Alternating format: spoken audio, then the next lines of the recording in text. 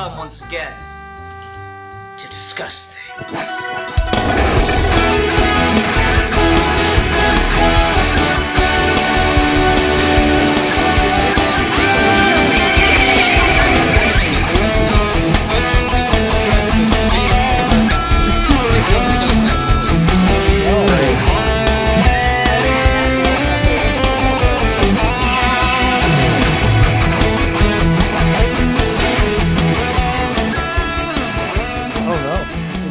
Let's go ahead and start. Hi everyone, welcome to another episode of Geeky Gentleman Fan Reviews. Not where fans review things, but where people review things that fans made.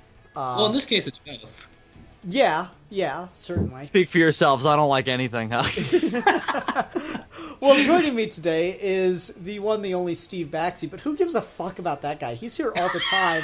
Welcome back, Zazubar. It's been forever since Bill's been on the show. God, it is the only time in my life I'll ever get an intro like that. All right, well, hi everyone. It has been quite some time. Hi there. I don't know how. Again, I don't know how long it's been. Ian, we reviewed a Green Lantern thing at some point. Was that the last time I was on the show? God, if I know. It all just blurs together to me. Like I was going through old videos for something the other day, and I was like, wow, that was posted in 2014. That was 3 years ago. I feel like I just watched that. Yeah. 2014 does not feel like that long ago to me, but it was 3 fucking years ago, and I'm like, wow. That's yeah, it's weird. That's wild. It's weird. It's very weird. Time marches on. But anyway, we're not talking about time marching on, but that could be a good topic at some point in time. See what you did there? Yeah. Anyway, Steve, what are we talking about today? Okay, today we are talking about the fan manga Dragon Ball Sai, and is it really Dragon Ball Sai Z, or is it just all Dragon Ball Sai? That was just me to make it easier to like discern what was what. Gotcha. Because of the way that I downloaded them. So yes, this is a fan-made manga, and it's the easiest way to talk about it is it's a Dragon Ball Elseworlds where Vegeta gets sent to Earth instead of Goku. And like people are talking about, it doesn't really make sense with the continuity, like the timeline. I'm like, fucking who cares? It's like it didn't happen like this, so who gives a fuck? I mean, yeah. Does any Elseworlds make sense with continuity? I mean, I guess some of them make more sense, but yeah, I mean, it's then other times Batman is born in like the 1800s, Yeah, and exactly. So like people go, oh well, Vegeta was actually like 5 or 6 years old when the planet was blown up, and I'm like, I don't care, man. It's a truncated timeline or whatever. I don't know. Okay, I mean, to be fair though. That's just going to be my whole thing about this, where, like, I really dig this, but, like, my one thing with just the premise at its core is it's not exactly what if Dragon Ball happened except Vegeta goes to Earth. It's more so, what if Dragon Ball happened differently? Mm-hmm. That's fair. A good way to put it. Yeah, I mean, that's just the thing, where, like, when you pitch that premise to me, in my head I'm thinking, oh, okay, so child Vegeta, who's already grown up on planet Vegeta, leaves and we just do everything except Goku's not there, and it's not that at all. Okay, see, yeah, that's not at all what I thought of when I say it's Vegeta went to Earth instead of Goku. I basically, it's just you're giving Vegeta Goku's origin, is all it comes down to for me. Except he's found by a pervy old man instead of a senile one. Oh, they're both pretty senile. Yeah, that was the one change that I thought was a little superfluous. I was like, okay, so it's a little more realistic in the sense of like, well, he could have popped up anywhere and Turtle could have still found him. So he goes to Roshi, and then Roshi gives Vegeta to Gohan, which led me to ask 2 questions. One, how does he know his name is Vegeta? Does he remember that? Is that programmed into his head like some of the fight moves are, like the Gallic Gun? Because that's a thing with the Saiyans that Goku didn't get to benefit from, is that he didn't have the Saiyan programming when he was young. Mm-hmm. But Vegeta theoretically would still have it, I guess. I would say that Vegeta wouldn't have it because he was royalty. They wouldn't need to program that's him. true. That's true. I would say, I didn't like the fact that we get the Roshi thing. Like, as soon as I saw Roshi holding baby Vegeta, I was like, oh my god, yes, I'm already in love with this. And I was like, oh, he takes him to Gohan. That's the thing that I was disappointed as well. They really should have done it like, oh, Roshi's like, I've tried to molest a lot of girls in my time. Maybe I should try and raise this orphan boy who probably had a mother who I could have tried to molest. So, I'll do this in redemption for her. So we didn't get that. He was like, fuck this. It's somebody else's job. Gohan, you wanted to have a kid at one point, right? Well, you're in your 90s now. So here you go. Here's a young baby boy who can snap your neck. And guess what's going to happen? Yeah, and it's the weirdest thing to have him go to Gohan because you actually do not need it because Bulma would have ended up at Roshi's house regardless. Because Roshi had a Dragon Ball. So, just as far as, assuming she doesn't die on the way, yeah. Yeah, well, would she have gone there if Goku hadn't have, been like, hey, let's help Turtle out? Wasn't the reason she ended up going to Roshi was that reason? Well, you gotta remember, Roshi came to them and he just had it on him. So Roshi had the Dragon Ball regardless. She had the radar. She would have ended up there at some point That's in time. true. That's true.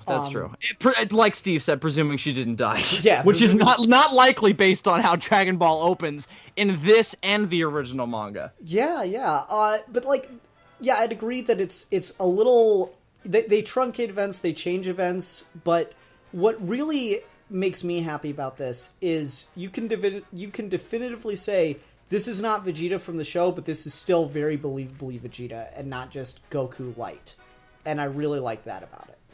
Yeah. Absolutely. I mean, that was my big thing with it, where it's like I wasn't sure if they were just going to write Vegeta.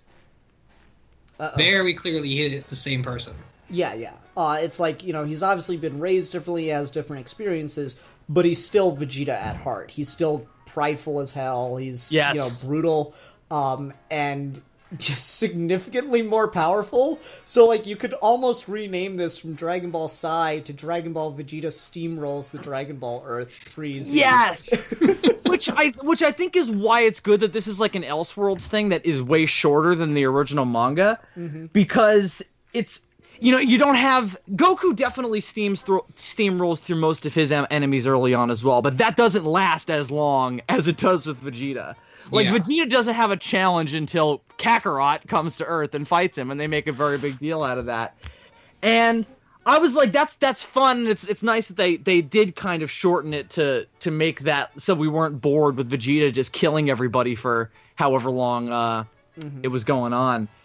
But no, I thought his characterization was the thing that's the most interesting thing about it ultimately, because you go in well, how different is he gonna be really? He does kind of seem like this just ultimate dickhead at his core. But what I like is he is this really nice amalgamation of who Goku was and who Vegeta is, because he does have that pride. He has that lust for battle and that kind of presumption that he's gonna just murder everybody that he does in the original series. But he also has this more noble reasoning behind it. He's always going oh, I'm the protector here. I'm doing this for the good of everybody. But I'll still kill you if you cross me. There's that moment where he's like, oh, I'm going to kill Krillin because he insulted me, even though, we've been through shit together. That was the other thing I thought was a little, I didn't necessarily love how he met Yamcha and Krillin. That is the most different. And, this is one of those things where, would Yamcha ever have gone to train with Roshi? Because Krillin would have, regardless. But Yamcha's whole character arc and why he goes to train with Roshi is completely connected to Goku, and the sequence of events do not follow the same for Vegeta.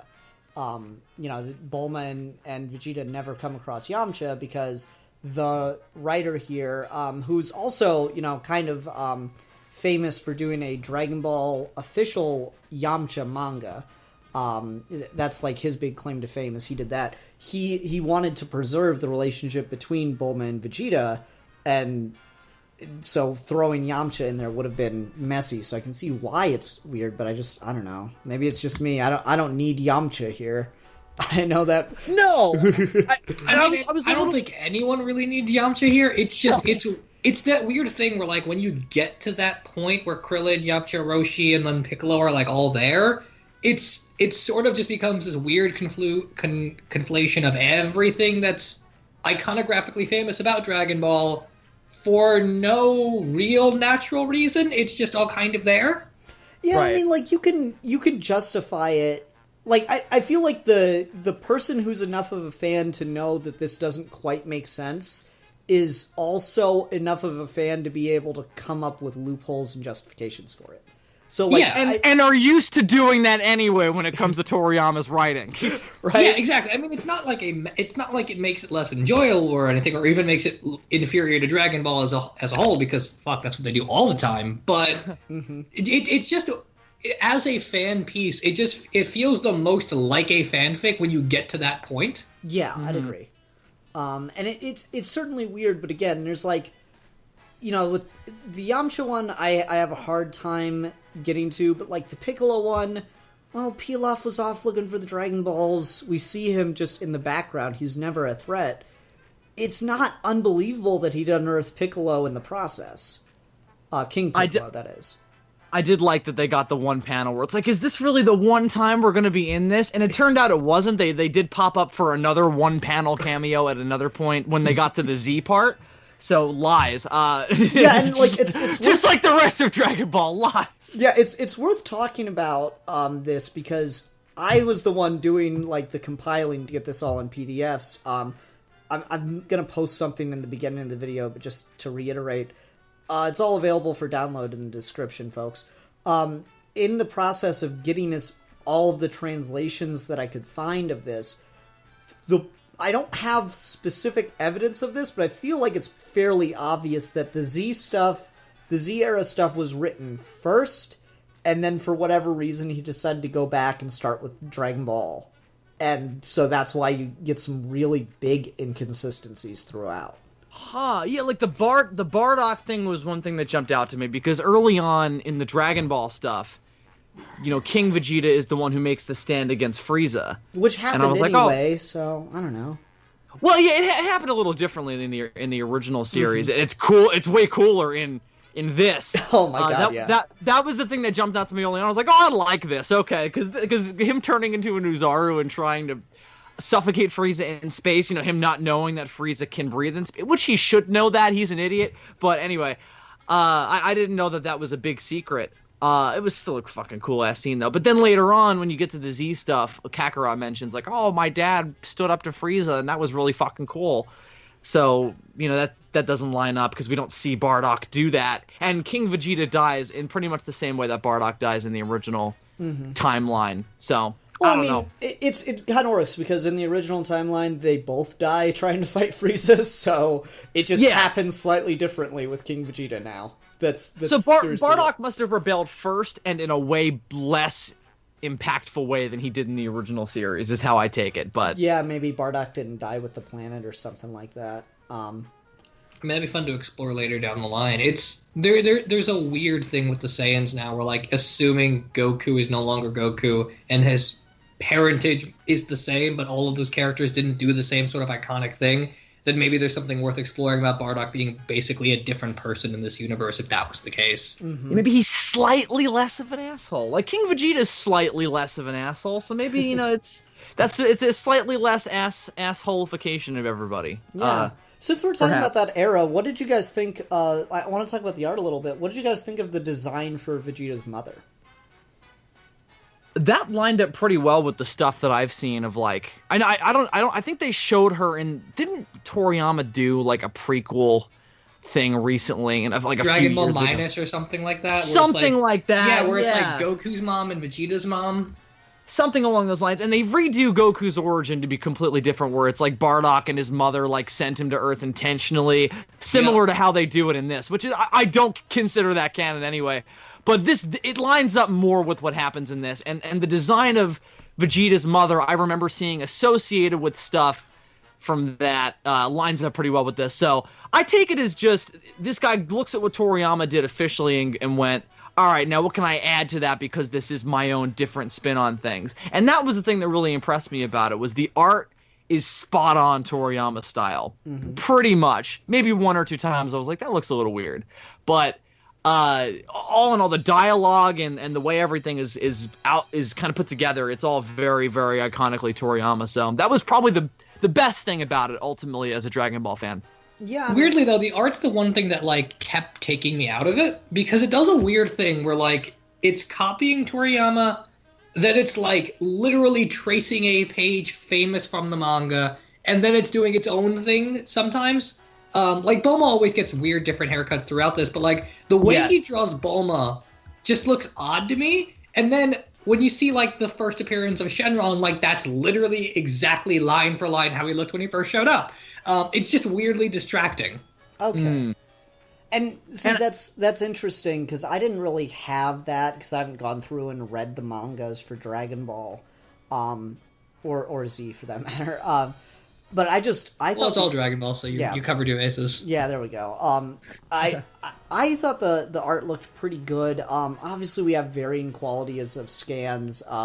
It's a miracle that we were able to talk about this with any coherency because like this was written and drawn by one guy, scanned by multiple guys, translated by two different guys, and compiled by me.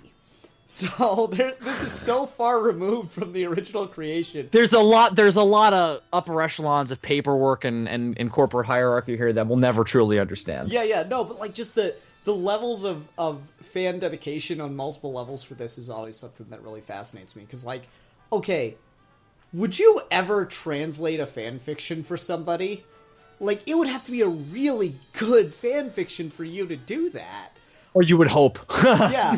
So halfway through while you're translating, you're like, oh man, this fucking sucks. But I'm already halfway through. So do I stop or do I finish it? Like, I don't know. I'm at a conflict of interest here. I've got such better things. I need to take out the garbage. Oh.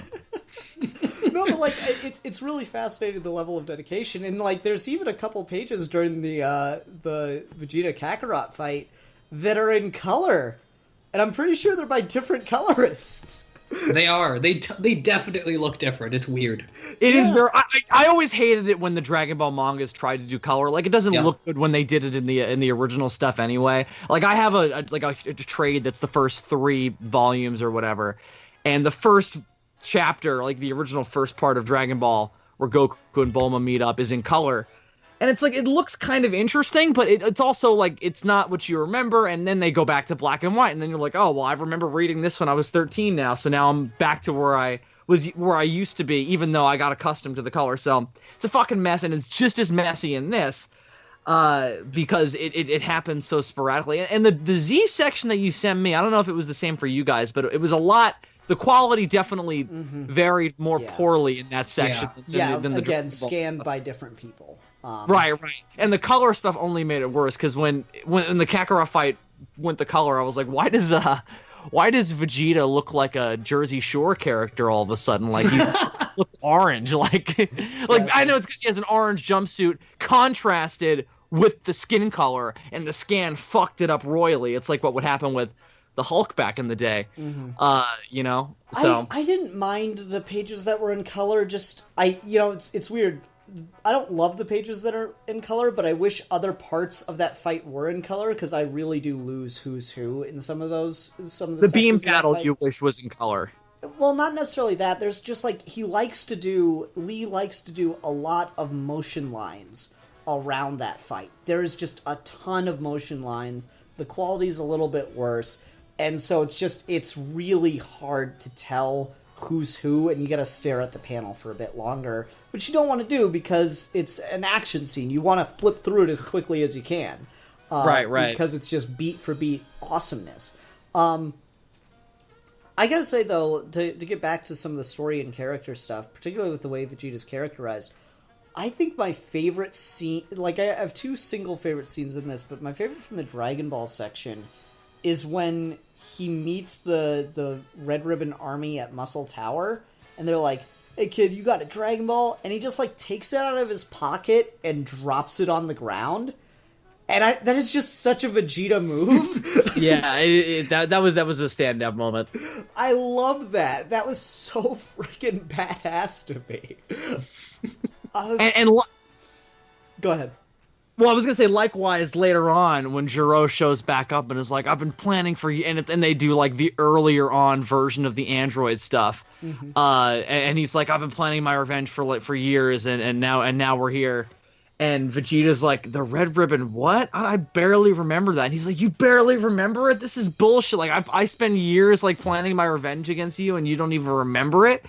Like, that was very Vegeta to me. Yeah. I thought that was very cool. It was a little bit of Goku as well, because you would imagine him, especially in something like Abridged, doing that, like not even remembering somebody he mass murdered. Right. And it's interesting because that first volume of the Z era stuff is, I kind of explained it to Bill the best way I could. It was like, this is probably the very first thing he did, and he clearly wanted to tell a story between, in the Saiyan in the Saiyan Saga arc, but reverse like that. So I feel like all the stuff in that first volume is kind of like one of those episodes of Dragon Ball Z that just like plays nothing but flashbacks. Like that's just how I read that first volume of the Z era stuff.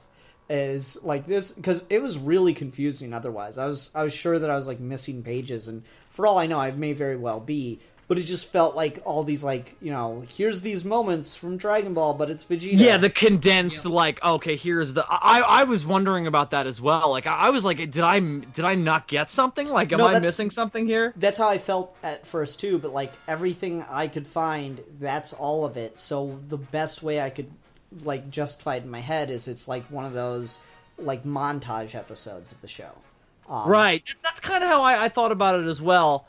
Which I thought was fine, except that, like, given that we did, we the three of us, we read, like, volumes of this as the Dragon Ball era, I wanted to see some of what they showed there more than what I saw there, Well, like, I feel like... I want to see the fight with Piccolo. I know you're saying it probably exists, but... No, what I think is that was done first, and then he went back and decided to do Dragon Ball stuff after...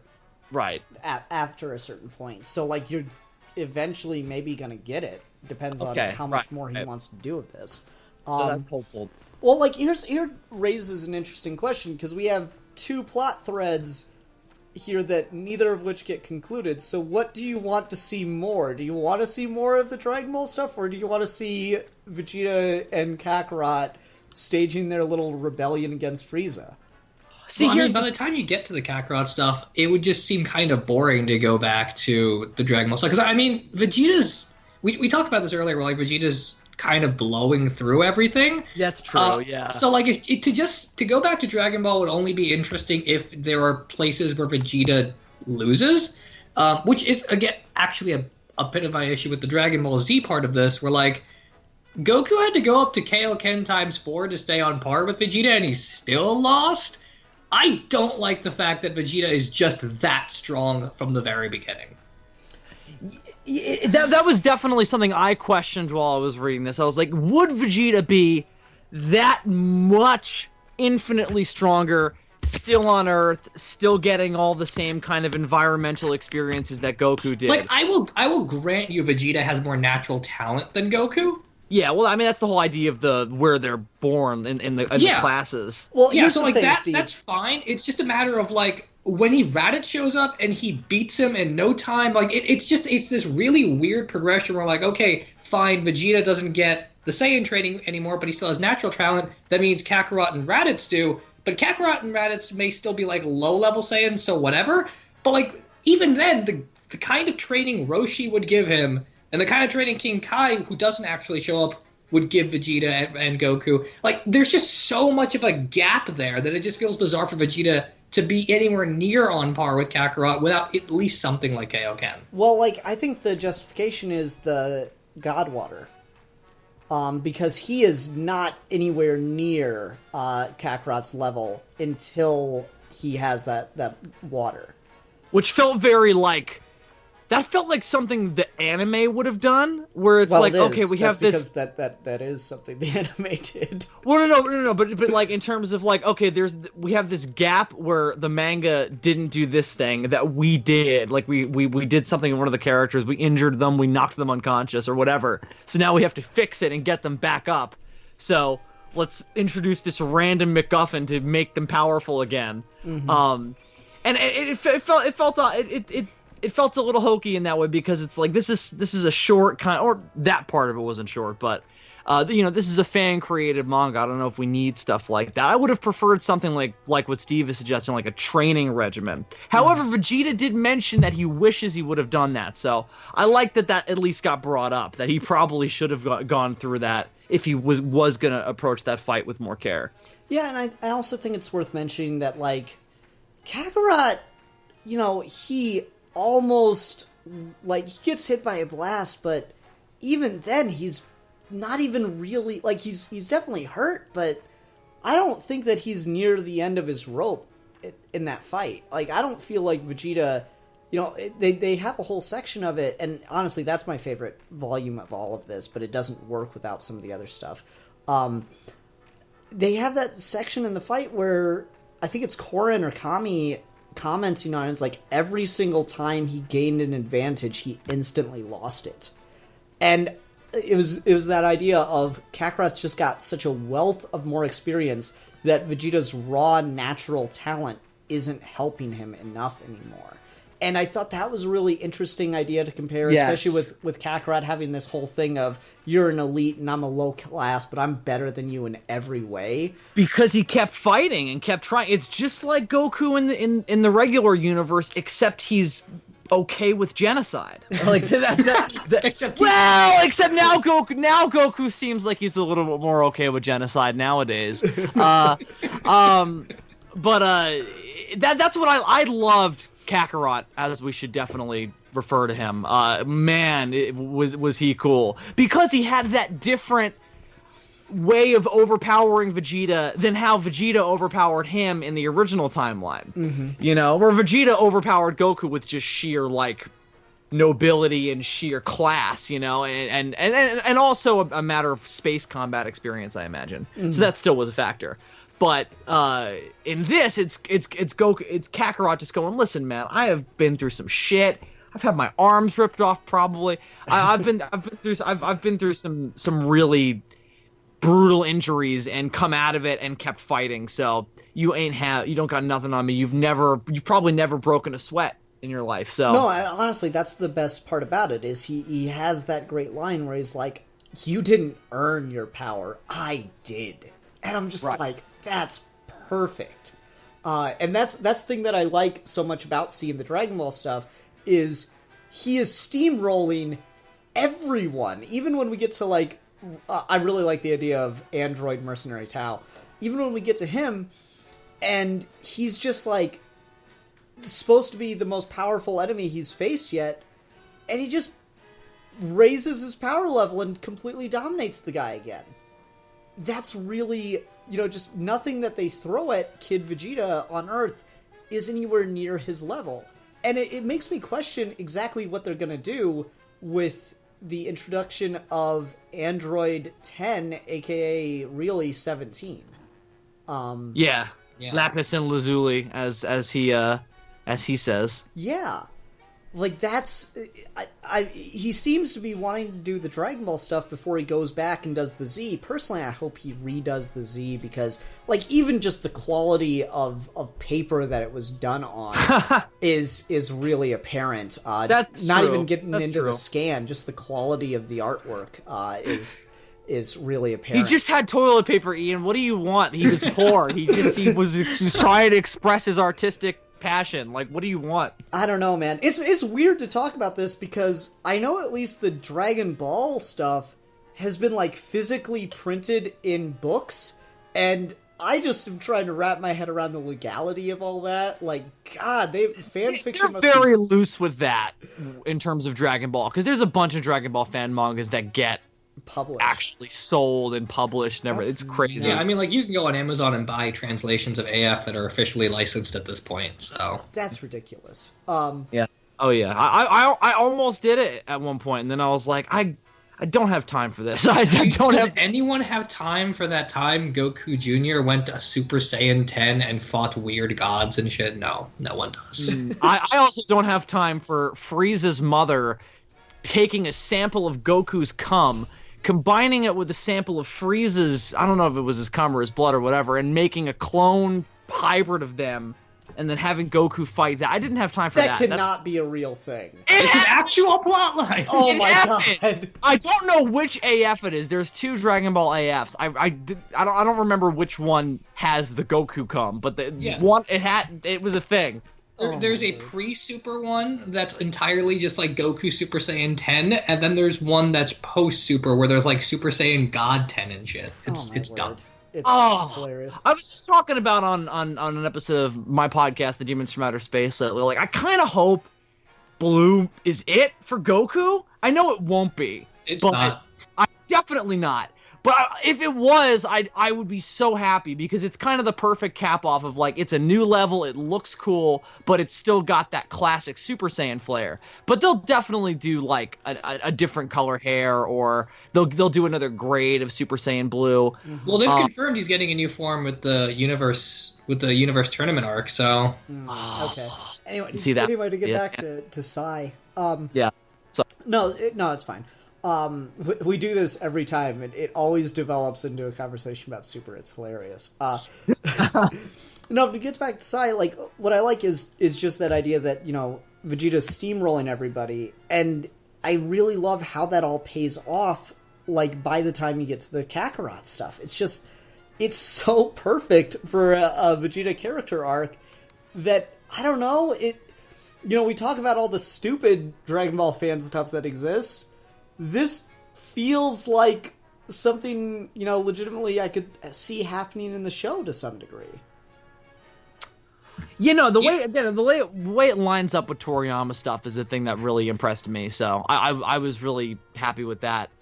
But also the differences in terms of the early Dragon Ball stuff, in terms of like the journey, like none of the threats that they go up against are the same.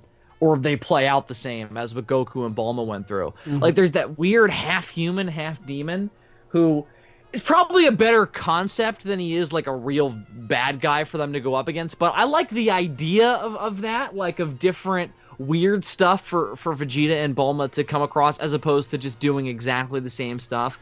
Like, Pilaf going up against Vegeta would not be fun. So I'm glad that they didn't do that.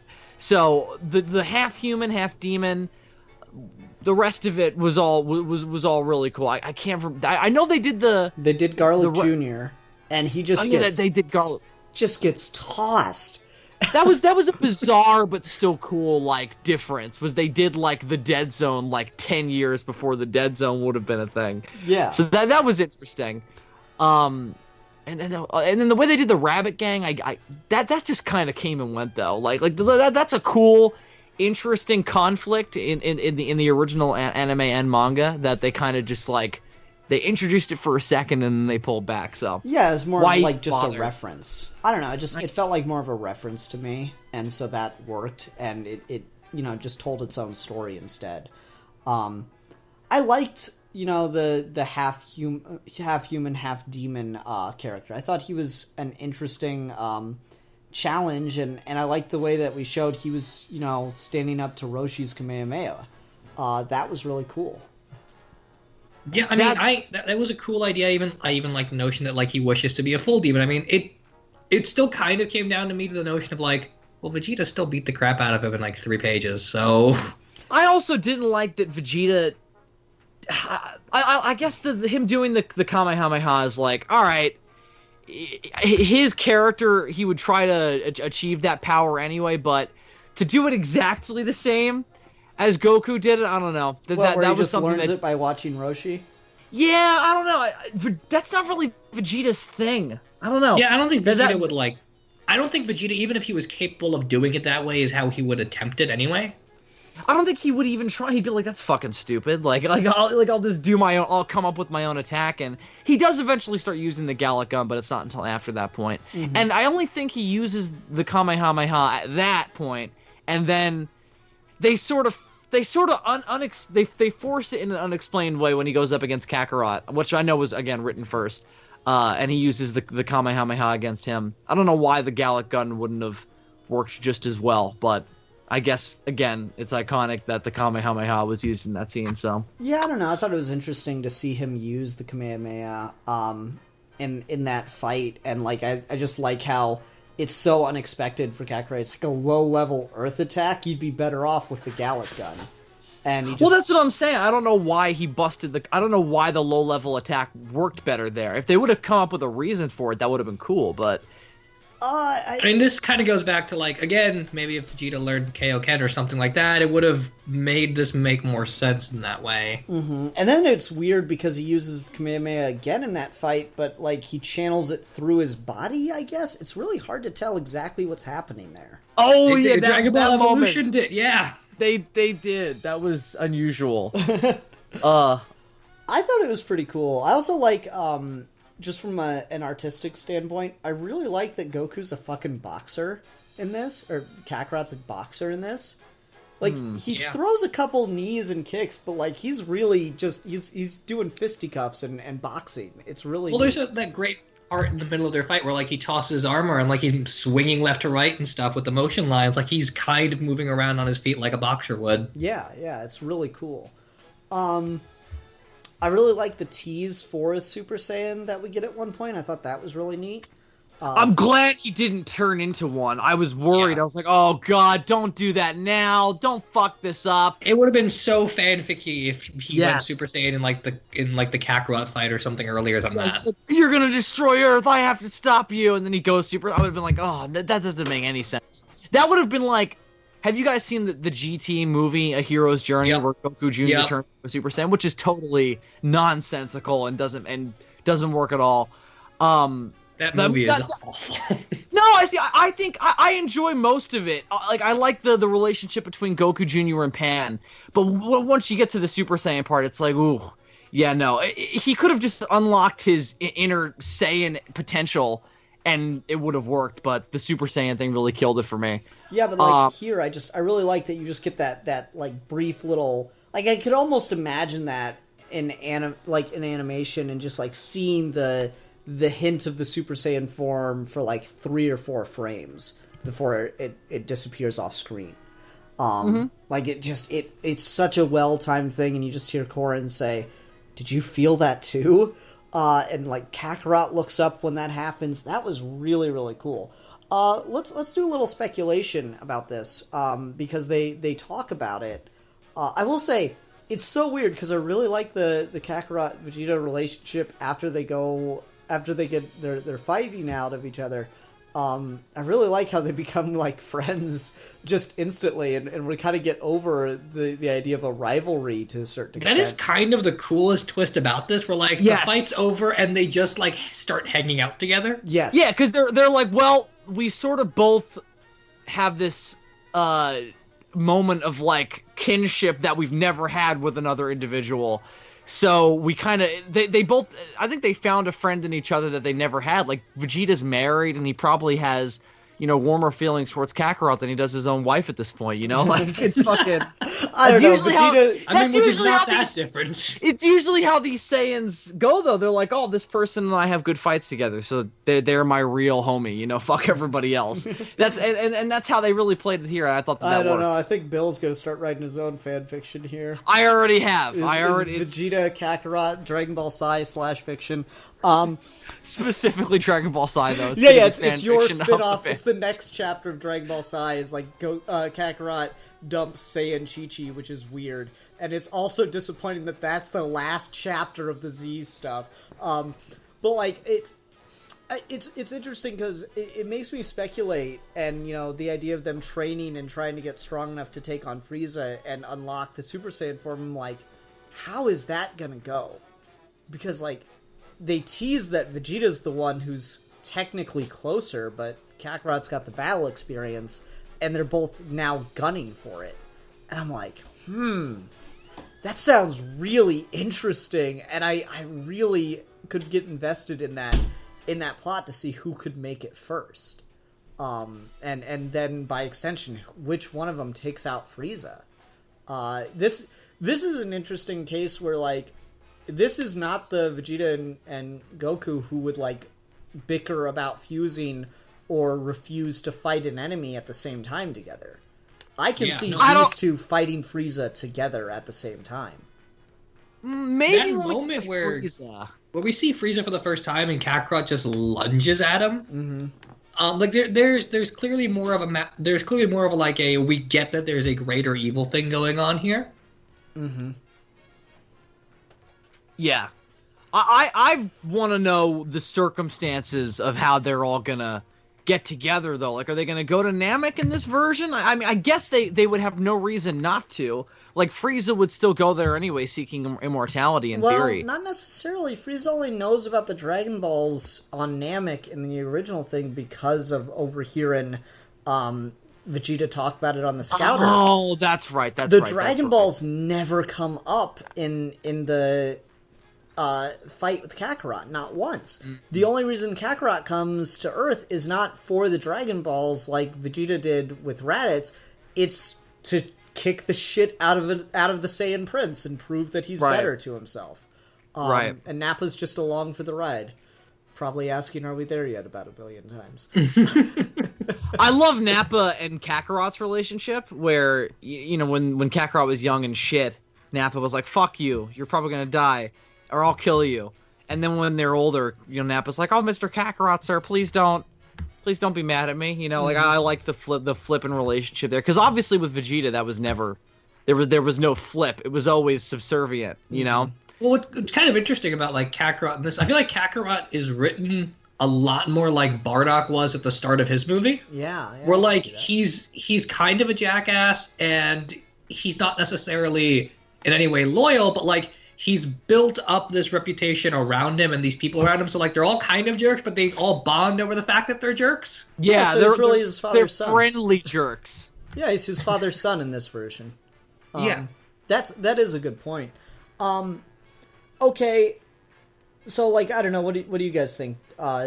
Could you see this version of Kakarot and Vegeta working together against Frieza, or do you think that Saiyan Pride, I fight alone thing would still stand? I think so, in my estimation. Unless they both really were like, well, everybody's probably going to die if we don't, so let's do it. But I imagine something will happen similar to the original, where one of them either dies or is taken out of action, and then the other one has to rise up. Like, remember, it was only once Vegeta died in the original series on Namek that Goku was really like, all right, you know, we're getting down to brass taxes here. I'm gonna fuck you up, and then he goes Super Saiyan. That's only after Krillin dies anyway. So something has to motivate that change, and I imagine the way they'll do it is they'll have Vegeta go first, and maybe Kakarot will be killed in battle, and that'll help motivate it, something like that. But I imagine it'll come down to Vegeta and Frieza. I think that's probably why they had Frieza kill King Vegeta in such an over-the-top way in this version, so that way when we get to that fight, I'm sure that'll come up, and it'll give Vegeta that motivation that he's going to need. Yeah, I mean, like, just the fact that Vegeta's name, that this whole thing is a Vegeta story, it seems inherently obvious that Vegeta would be the one to go Super Saiyan and kill Frieza. Seemingly so. Part of me really wants to think that they unlock Super Saiyan on their own without the whole rage thing, and then go to fight him together like that and just completely... That would be a nice change. Where they actually, like, plan it out and shit, and, like, really plan, like, a proper revolution instead of just murdering him and then seeing what happens after, which is what Goku does. Yeah. I love all the stuff we've gotten more recently, which is just, like, the galaxy has just been an absolute chaos since then, and if anything, Goku kind of did a worse thing by just taking out this figurehead and just letting the galaxy just go to everybody else, so... Yeah. And I don't know, I find that inherently fascinating. I will say I don't like the way that this ends as of right now. Like, the fact that Goku has Space Chi-Chi really bothers me. Yeah, that's really fanficky too. Yeah. It was a little weird. I was like, I thought the Saiyan count in this wasn't that different from the original series. Like, it was just Nappa, Raditz, Goku, and Vegeta. And then maybe all your other expanded universe characters like Broly and everybody else that we all work into our own loopy theories. Who? Tarball. Oh, Tarball. I thought you said Turtle. I was like, do you mean Turles? No, not Oh, fuck Turles. I don't need Turles. You don't want a Saiyan going around trying to plant trees? You don't think that's useful to the canon? I'm not saying it's unuseful to the canon, but maybe we don't need that in a world where we already have an evil Goku. This is the fucking dumbest idea ever. I love it. But if he had a goatee, I feel like it would be way better. Like, if you give him the facial hair, then he has a reason to exist. He just, without it, it's just Goku with a scar. Which is no... Wait, does he have a scar? That's Bardock. Bardock is the one with the scar. Yeah. So, even then, see, we can't give Turles his own thing outside of planting trees. Yeah. But you know, I don't know. I don't know how they would approach Frieza differently outside of like planning out a proper like military raid. Like, since they've got extra Saiyans, they can certainly be like, hey, you guys can go down there and do this while we're fucking with Frieza himself. So this is the weird thing about this. Where like Frieza has no reason whatsoever as a character to be written any differently than he is in the original series. Yeah. So now it's entirely a matter of what's the dynamic between Goku or between Kakarot and Vegeta going to be to motivate Frieza to do things that are different. So like we get to this, for me it'd be more interesting for like for Vegeta to go back and forth between Earth and hanging out with Kakarot and Frieza in space, and then instead of doing a Namek arc, just try and do the same thing we have with the Frieza arc through Earth. Oh, that could be interesting. yeah, I would kind of like that better actually. Because like this is not a Vegeta that seems to like care, or like even with the way Goku was in the original series, I don't see a reason to explore more of space as much as I see a reason for like Kakarot to inform Vegeta of what the status quo is, and then Kakarot give Vegeta a reason to take down Frieza, and then based on where his loyalties lie to Earth, it would just make more sense to like try and confine the action to that smaller space. Mm-hmm. And that gives you better stakes with Vegeta anyway, where Exactly. he might on another alien planet be like, well, fuck this, I'm going home, you know. but on Earth he's gonna be like, well, I gotta rise up to the challenge here and turn into a Super Saiyan maybe. And then also just the fact that like Goku never intended to go Super Saiyan, and it just kind of happened. And here in this, they all kind of acknowledge Super Saiyan as a thing. So like, if they want to achieve that form, it makes more sense for him to actively go back to where he's comfortable and train and get it out. Yeah, and like it'd be great to have Bulma helping, because she is actually a useful character. Oh, one thing That's another thing you could borrow from GT that'd be really interesting. It's because of Bulma helping him understand Saiyan biology that he goes to the next level. Shooting him with radiation, like weird space radiation. Or, like, you know, here, building the gravity. Get in front of this giant gun. Let me just sit right there. Okay. They have a trusting relationship. That's why he lost all his hair, because she just kept shooting him with weird space radiation. He was letting her, though. That's exactly it, because It's entirely consensual radiation therapy. Yeah, exactly. That's why she can get away with it. He's got brain damage too, I'm telling you. Yeah, no, but like it's weird because it is a really fanficky thing, but I just so buy it. Like in the catch-up chapter, the first chapter of the Z stuff, of how he and Bulma get engaged.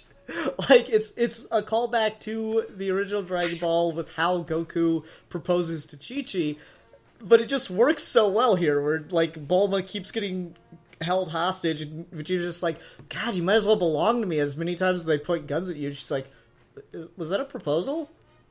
Okay, and he's like, like I so bought that. That was such a great thing for what their relationship has always been. So it's so weird that it's consistent. I really like that, and you know, it always is nice for Bulma to, you know, be useful. And I mean, if like you said earlier, if the motivation was to always keep that relationship intact, then that ultimately has reason to be the most contrived thing, and it's kind of not. Yeah, it works really well, and like I like how they seed it in the Dragon Ball stuff, where she's like, wait, why did I hesitate about asking for a new boyfriend? It couldn't be. No, that's not it. And then, like, you know, he's hanging out with her and eating all her food, and her mom's like, so, you kissed him yet? Like, instantly her mom has more character than she has. Wait, I don't think ever that's had. her mom. Yeah. Isn't that her big sister? I'm pretty sure it was supposed to be her mom. Because that wasn't her dad, that was her grandpa. I have no idea. I read it as her mother. Because she was a writer, and in the original series, Bulma had an older sister. So that's who I thought, fuck, what's her name? She was hanging out with Jocko, the Galactic Patrolman. Shit, she showed up like one time. She's in Super for like 2 seconds. She talks to Bulma on a laptop in Hawaii or something. The most useless retcon ever. Exactly. But yeah, she I'm pretty sure that is who that's supposed to be though, because she does have that in the original timeline as well. So there's no Jocko in this. She's just an alcoholic, which I thought was an interesting touch. Yeah, I don't know. I like that. She's like, "Oh, I'm a writer, and age gap stories sell." I'm like, "Wink, wink, nudge, nudge." I thought that was. I don't know. I really like that they actually kind of have something between them, and it's everyone else is aware of it except Vegeta, which just works. I think that's really funny. Like everyone keeps going, "That's your lover," and he's like, "What? Is that a type of food?" I don't know what that is. So yeah, I would think it'd be really interesting to have Bulma help, either of them get to the Super Saiyan form. Obviously, Vegeta more so. And I don't know, just the whole relationship of how things develop in here, I find really cool. One other thing that I wanted to make sure I talked about, because I feel like we're getting closer to wrapping up, is my absolute favorite moment from this entire thing is when Vegeta wins the beam struggle against Kakarot, and Korin, and so he thinks the fight's over, he thinks Kakarot's dead, and Korin comes over and gives him a sensu bean, and as he's in the middle of chewing it, Kakarot shows up again, ready to fight some more, and Vegeta just looks at him and spits the thing out. That was so fucking cool. That was very Cell Saga, where Goku was like, "Hey Cell, you're about to fight my child. Here, sensu bean." Yep, and it works, man. It's such a perfect moment for like the whole Saiyan pride thing. I really, really dug that. It still makes it feel like Vegeta is Vegeta in that moment. Definitely. Okay, does anyone have anything else they want to talk about with this? I like Vegeta's outfit. It's a nice mix of his like more streamlined corporate look in the later DBZ stuff, and Goku's original gi. So with the Capsule Corp logo, so we get the Trunks reference. Logo, the nice boots on there. I wish Trunks got more to do in the Z stuff. Like, if they do go back and redo it like you suggested before, I hope that they give Trunks more of a character like they did Gohan.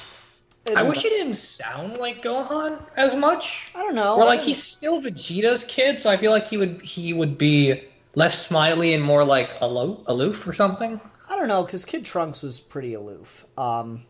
Kid Trunks was smiling and joking a lot too.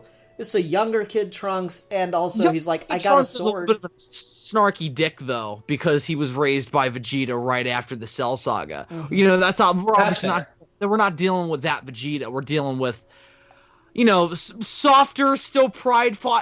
We're dealing with like 50s dad Vegeta in this series. So yeah. I guess Trunks is gonna be more of like he's like Eric Foreman type from that '70s show. I don't know. There's so very little of Trunks in this. He's like on for 4 panels, right? Yeah, that's true. I want more. Because DBZ was supposed to be Gohan's story, but they started there. I think that giving Trunks more of a to-do in this would have lined up better. I thought Trunks was going to show up during the fight with Kakarot like Gohan did, but nah. I like when Korin showed up. That's who I thought that was for a second. But no. Well, that's the interesting thing about this. Where like I don't want more Dragon Ball stuff, and I want more Z stuff, because in this, with like Dragon Ball, Goku has a particular arc. He has like a particular relationship to things in all of Dragon Ball, and then when Dragon Ball Z rolls around, he's basically a side character in Deus Ex Machina, where like it's everyone else's story and he just shows up occasionally to like win the end fight. Mm-hmm. And then more often than not, because Gohan didn't work as well, he just dominated the show again. But like with this, if you wanted to do that same thing with Vegeta, where like you cap off his story and you make it Trunks' story, you have to go a lot further, because Vegeta has not reached any kind of breaking point anywhere close to what Goku did in Dragon Ball. Yeah, because he's not been overcoming those struggles. He's just been, like, as we said, steamrolling through everything until you get to Kakarot. So, in a way, him going out into space is the closest thing to, I guess, a change in the status quo that he's had. Because now there's challenge out there. There's threat. Yeah, I mean, it still kind of feels like, we're reading all of this, it still sort of feels like, okay, we're at the end of Act 1 of Vegeta's story. Yeah. A little bit. It feels a little bit like all set up. See, but here's the thing. When I read most fan fiction, that's how I come out of it. like feeling like everything was just establishing the world and the story never started, and that's I think the mark of one that doesn't work as well. I don't think it's as a big of a problem here because we're covering a lot of ground. Yeah. We're covering a lot of time, so stuff is happening, and most of it's very entertaining. I feel like Vegeta gets a very definitive character arc in the Z stuff. Yeah, he goes through stuff. Like, a dragon jumps on his tail. That was a little odd. Like all of a sudden a dragon's fucking around with his tail and then he's taken out of it. I was like, well, maybe a better dramatic reason would have worked, but it was very Toriyama though. So yeah, I guess. Yeah, I mean, not to say that he doesn't go through stuff. It's just a matter of like proportionately to Goku, there is still more to be done with him. I mean, yeah, Sure. Goku got his ass kicked all the time as a kid, whereas Vegeta is like, he's just flying around faster than Tien or Chaozu could ever fly, just from page 1, right? So he's just absolutely dominating in this in a way that other characters just can't keep up with. And so that makes me curious to see, especially with the way that the final volume ended, with King Piccolo, or Piccolo Jr. taking King Piccolo's role, Hercule being possessed by Kami. That was fucking weird. Fun. Where are we coming down on this? Was it weird or was it funny? I thought it was weird, but I need to know where it goes, like, because when that happens, like, oh, Hercule's gonna challenge Piccolo, that's fun, but then we found out that Kami had possessed him, and I'm like, okay, so why though? There's just something hysterical about making Hercule actually relevant to the plot in that way early, though, That's true. I like the look of him a lot. Like, Me too. The long hair. He's got that like 80s David Hasselhoff look. It's exactly what that guy would look like when he was younger. Yeah, totally. Yeah, starring in Knight Rider, totally. Yep. Yeah. No, I like that. I mean, it's another callback to something Kami did during the Piccolo Jr. arc, so I thought it was appropriate, and I'm curious to see where that goes. I'm curious to see like how much of a threat Piccolo Jr. is to Kid Vegeta at this point. It's really, like that can go basically any way, because in the original thing he's just like, oh no, Kid Vegeta still kicked his ass and then just let him live for the sake of the challenge, and we never did anything with that in the Z stuff we read. Here he's going back and doing it over, so it could be very different. And you have Android 11 out there now, and he is, I mean, if Android 10. Oh right, Android 10 out there now, and if he's anything like Android 17, who he's obviously calling back to, Kid Vegeta has no fucking chance. If Super Saiyan adult Vegeta doesn't have a chance, there's no goddamn way Kid Vegeta has a chance. Well, we'll see, right? We'll see, like, how Vegeta progresses throughout this show, or throughout this manga, because it's very likely he could scale Vegeta up to the point where he does. Mm-hmm. And that would kind of bother me. Yeah, I don't know. It would depend on, like, how... It's not necessarily scaling Vegeta up, it'd be more scaling 17 down. Right. That's the thing. It's exactly it, because we don't know how strong Jiro would make him relative to how he made him in Z, because in Z he's making him to fight Goku. So you'd think that his power level would be more in line with, or just a little bit above, where Vegeta's at. Although that turned out to be wrong when he went up against whatever. What number was the other one? Was the other one 9? 11. I thought it was 8 or 11. Okay. Yeah, it was 11. I can't remember. Because Ader's still here. Ader's still here. Oh yeah, Ader is still here. Never mind. Yeah, I will never understand why the androids get weaker the higher the number goes. It makes no sense. The androids are a mess anyway. Some of them are truckers, like racist truckers. It's very great. racist. Some of them are racist stereotypes in general. Don't you lecture me, boy, with your $30 haircuts. That's the greatest stuffed line ever. Well, no, it's just it's interesting, and so like how strong Android 10 would be. It's like, okay, yeah, I mean, it's probably not going to be 17 strong, because then there's no drama, but will it be stronger? And now that Vegeta knows about him, what's going on there? So that's just my biggest worry about this all the way going forward. It's just like, I appreciate that Vegeta is going to face different types of challenges than Goku when it comes to physical strength, But like, I'm still waiting for that real.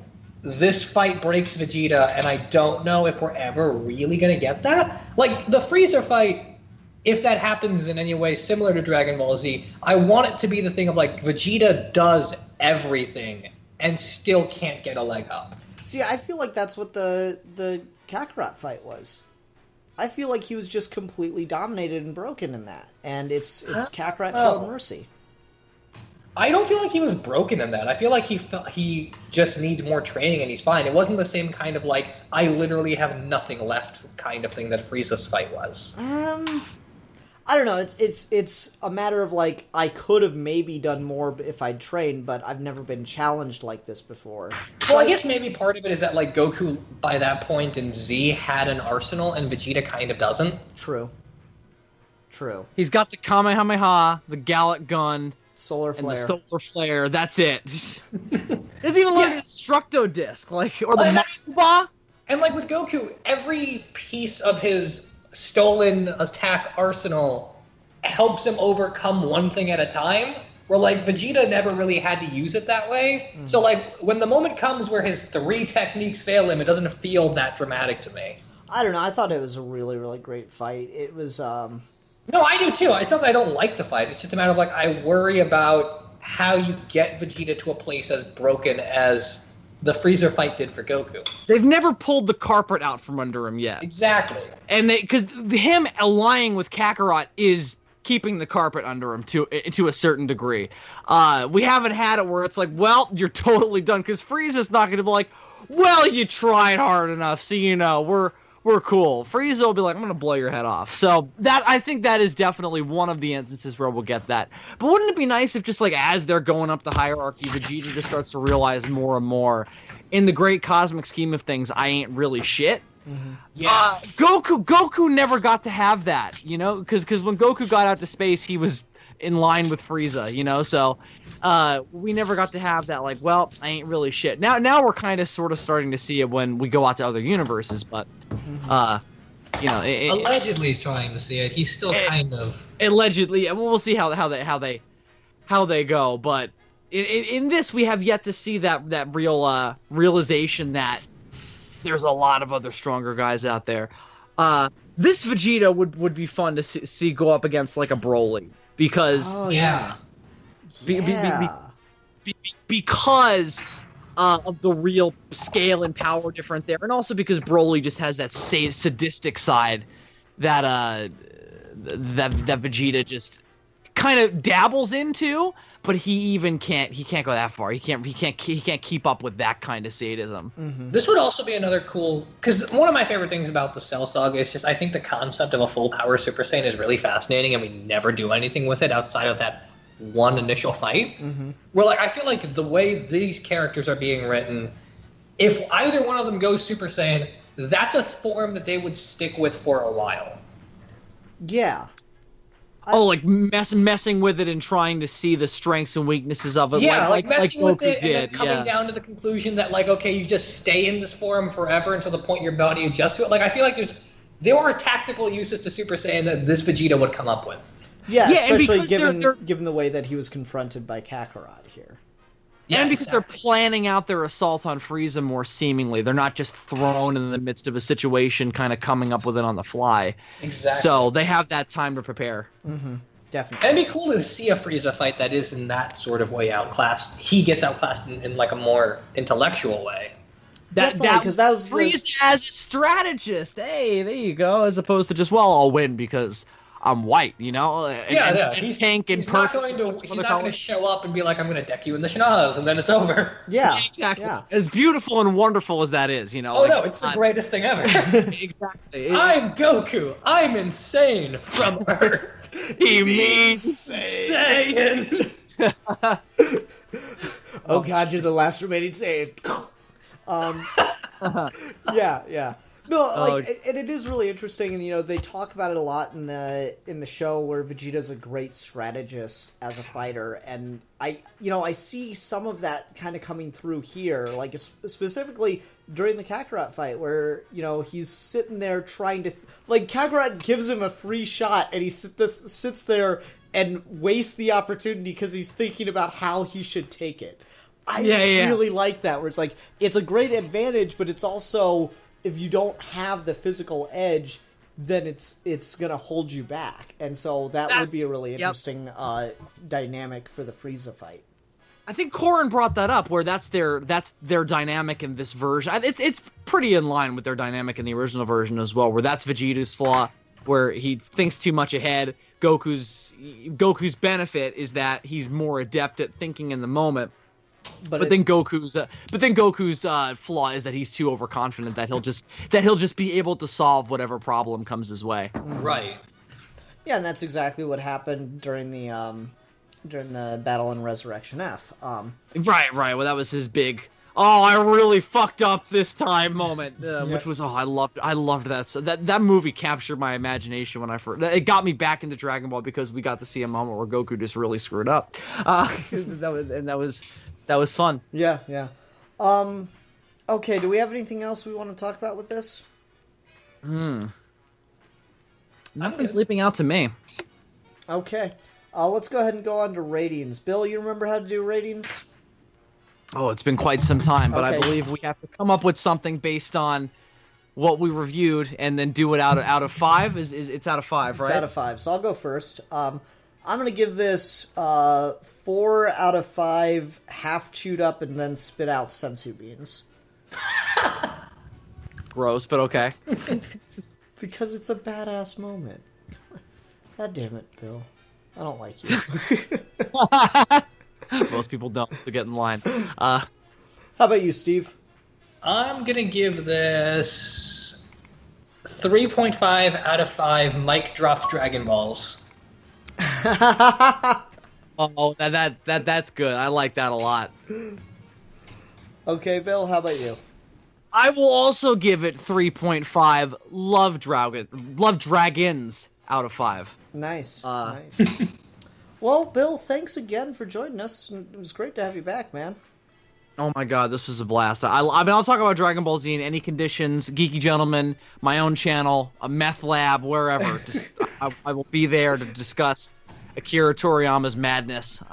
So I feel like a meth lab would need the conversational lightness, so yeah. Yeah. Definitely. Can you just know Jesse and Walter in Breaking Bad were like, hey, Yeah. so did you see GT, that episode where Goku like turned into an ape and then he went into Super Saiyan 4? Like, what happened there? Like, how did the old Kai know about Super Saiyan 4? Like, And then Jesse's just like, bitch, we gotta cook this meth. I love the idea of this Walter White, the one that's like obsessed with Dragon Ball GT. Walter would totally be the guy who just sits there and is like, it doesn't make any scientific sense for the blood slaves to grow a tail. Why would Vegeta let his wife shoot him with space radiation? I would never let Skylar do that to me. I'm just saying, isn't it bizarre that Super Saiyan 4 gives you skinny jeans? Yes, that is the No that one is the else biggest thought problem. of this. Like, it's weird. It's already weird that, like, Namekians can just materialize clothing, but, like... Clothes beam. But definitely Super Saiyan 4 just giving you pants and shoes is strange. And, like, Hyper-specific clothes, too. It's weird. What's even weirder about it, though, is it not only gives you pants, it gives you pants that are specifically ripped for the tail. So it's like, it's not like it even gives you pants that are designed to have a tail go through them. The tail is still ripped through the pants.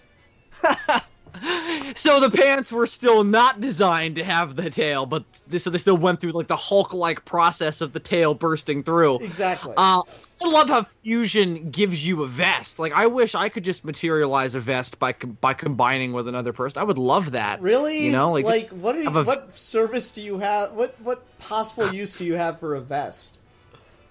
What possible use does anyone have for a vest? Yeah, it's just fashion, you know, man. It's just comfort, you know. Just I guess. so. It's that Dimitri Martin joke of like, I saw a guy with a leather jacket and it was really cool. I saw a guy with a leather vest and it was really not. Then I found out what's really cool: leather sleeves. Exactly. So just wear the sleeves then. You know, you don't need any other part of the jacket. I guess that's what like the whole arm coverings are now. You can just get like arm coverings. You don't need. Oh shirt. yeah. Yeah. All right. Anyway, so next week. It's hot. I just...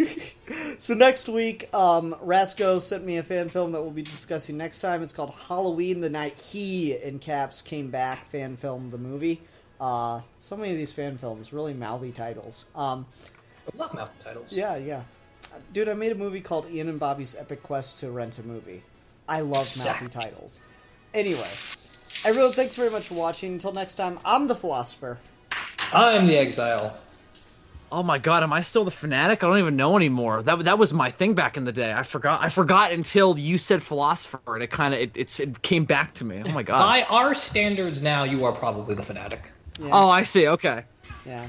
All right. Even though when we started this, I was like, I don't like anything. I'm Which not is a still fan true. Of anything, Still true. But I'm the fanatic. You're a fanatic because you don't like anything. I'm a fanatic about not liking a thing. Yeah. You're a fanatical anti-fanatic. Yeah, Exactly. All right. Until next time, we are your geeky gentlemen, and we will be discussing things.